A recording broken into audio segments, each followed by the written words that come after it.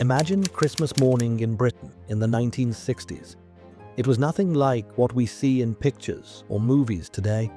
There was no soft glow from fairy lights, no warm air from central heating, no cozy feeling we take for granted now. Instead, there was cold. Real, biting cold that you could feel from the moment you woke up. Children woke up early, not because they were excited, but because the room was too cold to sleep any longer. Every breath turned into a small cloud of steam right in front of their faces. The windows were covered in frost, strange frozen patterns that looked like flowers or tree branches, making it hard to see outside. If you opened the curtains, you'd see a gray winter day outside, but inside the house, it was almost just as cold. The floors were icy, and walking barefoot was nearly impossible. Even thick wool socks often weren't enough to keep feet warm. Many children slept in several layers of clothing, a sweater, a shirt, sometimes even a coat. The blanket was heavy, but it barely kept them warm. Parents were already in the kitchen, quietly making tea, heating breakfast, or lighting a small stove or fireplace to warm up the house a little. Sometimes the fire wouldn't really burn until noon, and until then, people had to warm themselves with their clothes or by huddling together. The house was quiet, not cheerful quiet, but deep, morning quiet. No music, no TV, no radio. Only the creak of the floorboards, soft footsteps of adults, and the sound of the kettle starting to boil. This quiet was part of Christmas. It made the day feel like it started slowly, gently, growing in expectation with each passing moment.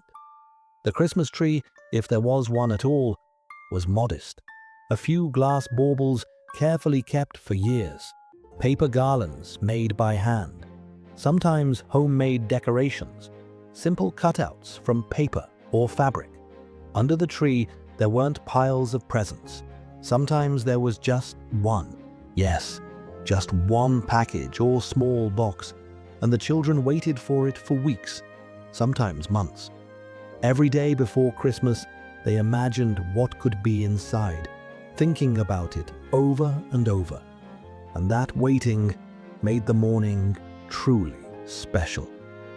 Some children didn't rush to the gift immediately because they knew they had to wait for the adults to be ready, for the fireplace to catch fire, for the kettles to boil.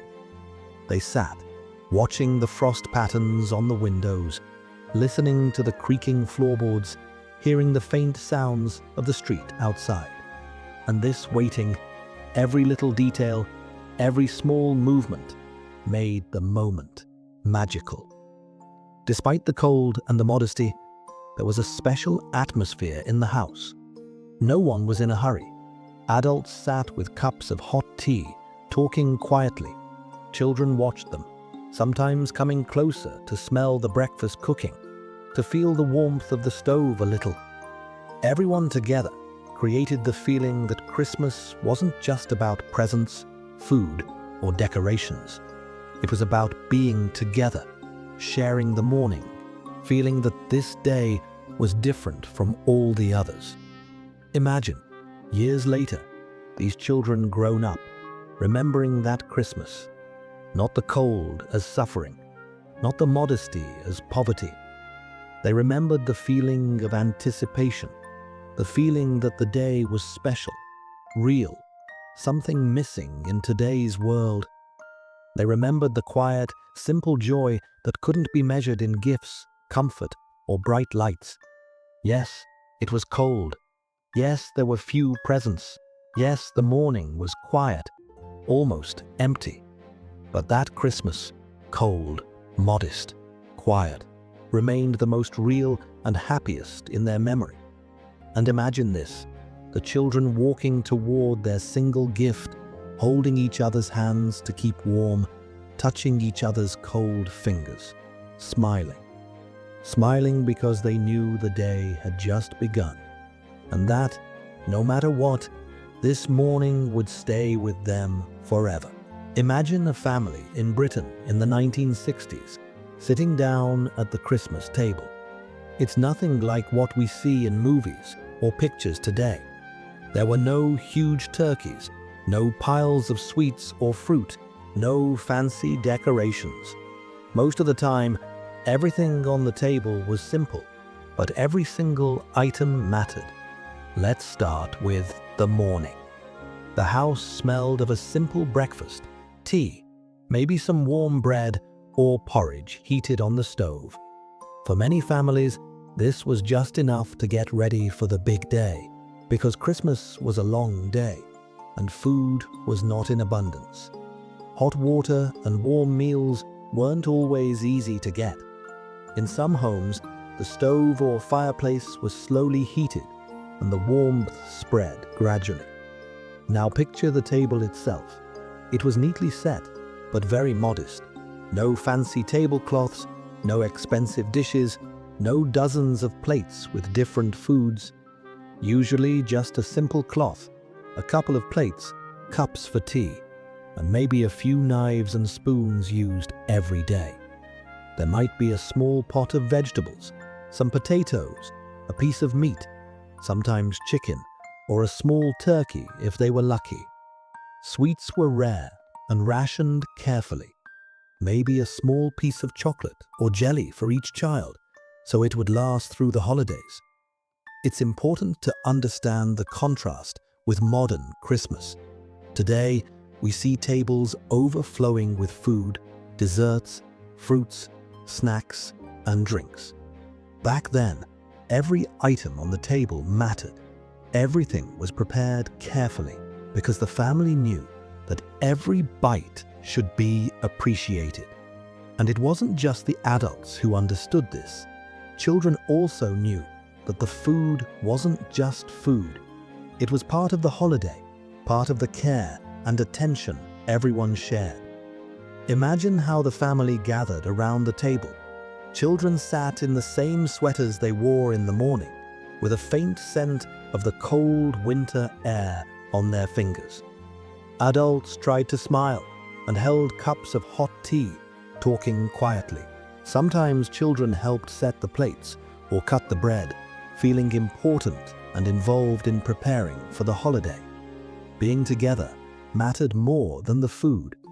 Christmas was about family, about spending time together, about forgetting the usual exhaustion and problems of everyday life. Sometimes there were small candles on the table, just to give a little light and warmth. But most of the time, there wasn't much light at all. The room could be dim, and the cold was still noticeable, but it didn't take away from the joy. Every little detail, every simple thing made the day special. Simple food, simple drinks, simple table, and yet it felt like a real celebration.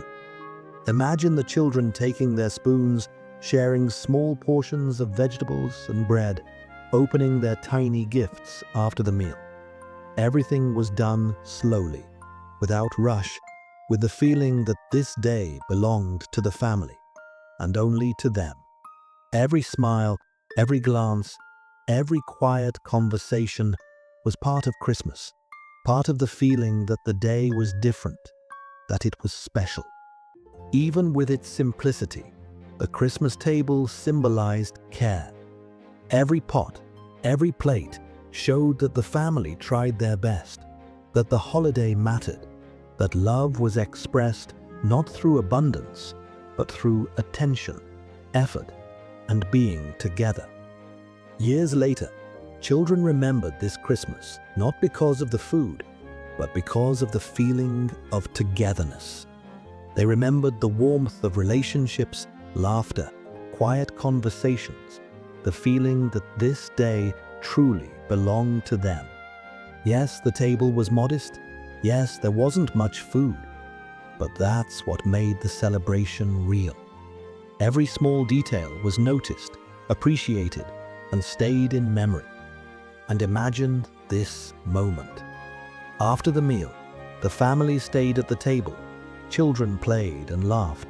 Adults talked about the year. and everyone understood. Christmas isn't about the abundance of food. It's about being together, and that feeling of a modest but genuine holiday stayed with them for a lifetime. Imagine that several decades have passed. The children who celebrated cold, modest Christmases in the 1960s are now adults.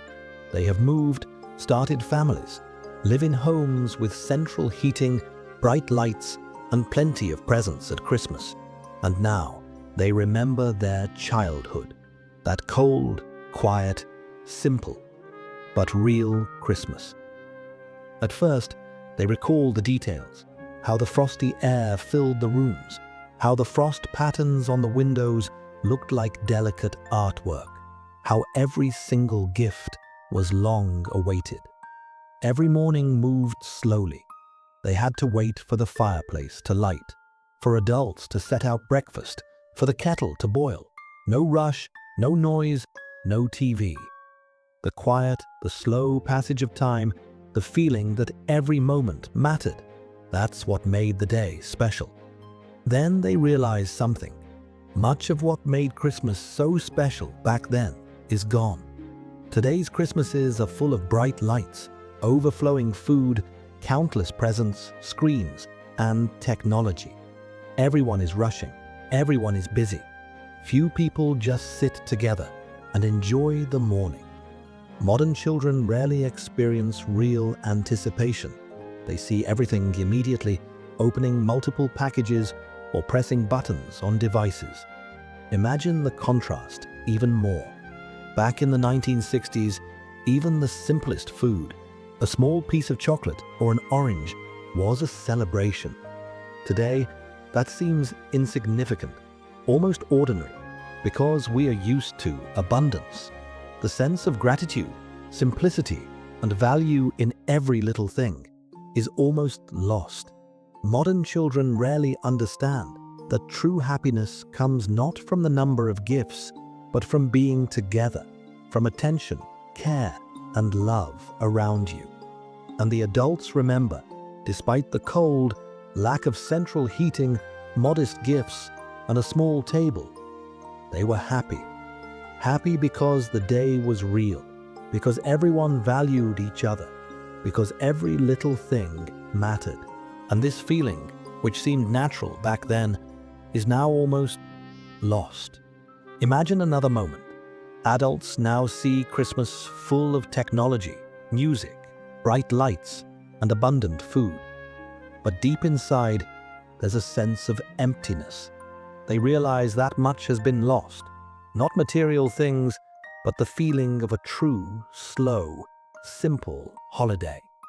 A holiday where mornings stretched, where every glance, every gesture, every movement mattered, where happiness was in anticipation, in family, in shared time, not in the number of things. And the adults smile, remembering how they held hands, shared warmth, and rejoiced at a small gift. This feeling, real, simple, pure happiness, was lost over time, but the memory of it remains. And in these memories, they find the warmth that is often missing now. Yes, much has changed. Yes, technology, abundance, brightness, and speed have made holidays different. But if you close your eyes and remember your childhood, a cold Christmas in a modest home, a slow morning, a small gift, and the warm looks of family, you can feel what has been lost. And that feeling stays with you forever.